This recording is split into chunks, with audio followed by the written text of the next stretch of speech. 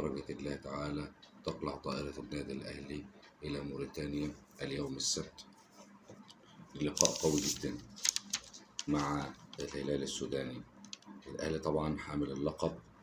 المباراة المرتقبة يوم الثلاث إن شاء الله، والنادي الأهلي طبعا كان فاز في اللقاء الأولاني اللي في القاهرة 1-0. مطلوب من الأهلي الفوز أو التعادل على أقل تقدير. مطلوب من الأهلي أداء من اللعيبة. كابتن محمد الشناوي اجتمع باللعيبة النهاردة، تمام، وظبط معاهم واتكلم معاهم. عايزين نطلع كل ما عندنا، عايزين نرد على المنتقدين، عايزين نرد على الإعلام، عايزين نرد على الكل بأداء في الملعب، أداء رجولي في الملعب. وإن شاء الله النادي الأهلي يحافظ على لقبه للمرة الثالثة على التوالي ويحتفظ بالكأس طبعا. والمرة التانية مفيش غيابات، لا إصابات ولا إنذارات ولا الكلام ده كله طبعا بإذن الله مفيش.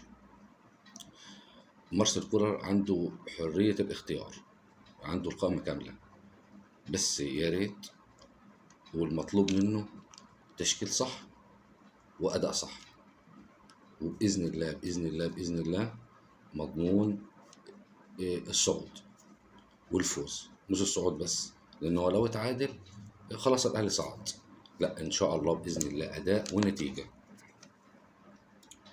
طبعا المدرب السويسري عنده كل اللاعبين تحت أمره جاهزين. النادي الأهلي كل لاعبته جاهزين. المطلوب كل لاعب في مركزه، كل لاعب يلعب في مكانه، كل لاعب يأدي اللي عليه، خطته هو، ضغط طبعا من أول المباراة، يلعب ضغط من أول المباراة. نفسنا نشوف النادي الأهلي بداية كولر، النادي الأهلي اللي بره جوه بيفوز، يعني بره أكنه بيلعب على ملعبه جوه. فيا ريت يا ريت الكابتن كولر يكون راجع حساباته. طبعا الكابتن محمد رمضان المدير الرياضي بالنادي الأهلي بالبلدي كده وراهم العين الحمراء، اللعيبة اللي عقودهم قربت تنتهي ومطلوب منهم التجديد. بعت لهم على الجروب الواتس وبعت لهم على الإيميلات العقود المطلوبة، اجتمع بيهم.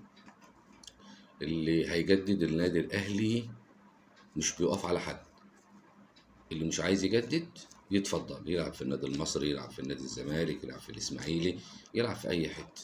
النادي الأهلي ما عندوش شروط، محدش يقول عليه شروط، وما عندوش تعديل لأي عقد اتبعت لأي لاعب. طبعا اللعيبة اللي فئة أولى فئة أولى والفئة تانية فئة تانية، تمام. هو مفاجأة النهاردة إن الحارس الثالث حمزة علاء من بداية الموسم الجديد هيكون في بيراميدز بديل شريف إكرامي، حارس مرمى بيراميدز والنادي الأهلي السابق، هيكون البديل بتاع شريف إكرامي. والعقد اللي جاي له من بيراميدز 20 ضعف اللي بياخده في النادي الأهلي، 20 ضعف. وطبعا حمزة علاء حارس صاعد وحارس واعد وحارس ممتاز وكلنا شفناه واتفرجنا عليه، بس للأسف في ظل وجود كابتن محمد الشناوي حارس مرمى نادي الأهلي ومنتخب مصر الأول ومصطفى شوبير، هتكون فرصته ضعيفة. وبعد ما كمان الكابتن محمد الشناوي جدد سنتين فهتكون الفرصة بتاعته ضعيفة، تمام. طبعا دي المفاجأة بتاعت انتقال حمزة علاء. الحاجة تانية، الكابتن محمود الخطيب بعت لوزارة الشباب والرياضة إن هو عايز يعمل جمعية عمومية طارئة لبند ال8 سنين. طبعا أنا التفاصيل لسه ما جاتنيش كاملة، بس أنا برضه حبيت أقول للمتابعين إن هو هيعمل لجنة عمومية غير عادية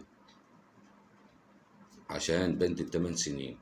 كل اللي كمل في مجلس إدارة النادي الأهلي الكابتن محمود الخطيب والأعضاء الأفاضل كلهم المحترمين هيكملوا، عايزين يترشحوا لفترة تانية. وأنا من رأيي طبعا المتواضع جدا طبعا ملوش قيمة، إن الكابتن محمود الخطيب كابتن قيمة وقامة، محترم جدا، بيخاف على النادي الأهلي، بيعمل في صمت، آه، كل همه النادي الأهلي، مش همه حاجة تانية. بيتعرض ضغوطات قوية جدا جدا جدا. الكابتن محمود الخطيب، يعني هم دلوقتي زي ما تقول دخلوا المفرمة، واحنا ورا الكابتن محمود الخطيب في اي قرار. ورا الكابتن محمود في اي قرار هيتاخده الكابتن محمود الخطيب، احنا كلنا جماهير نادي الاهلي، وانا واحد من ضمن جمهور نادي الاهلي. انا وراك يا كابتن، ما شفناش منك حاجه وحشه. كل الدعم للنادي الاهلي. بتدعم الفريق بكل ما اوتيت من قوه، طبعا في ظل نقص الدولار وفي ظل الظروف الاقتصاديه اللي بتمر بيها البلد، في ظل كل حاجه انت راجل مستمر في الدعم، مش زي انديه تاني، مش زي انديه تاني. فدي كل الاخبار، وان شاء الله بكره في جديد، وتابعوني واستنوا مني اي جديد باذن الله. كل اي خبر جديد هينزل هقول لكم على طول. ويا ريت طبعا الاشتراك في القناه وتفعيل زر الجرس عشان يصلك كل فيديو جديد. والسلام عليكم ورحمه الله وبركاته.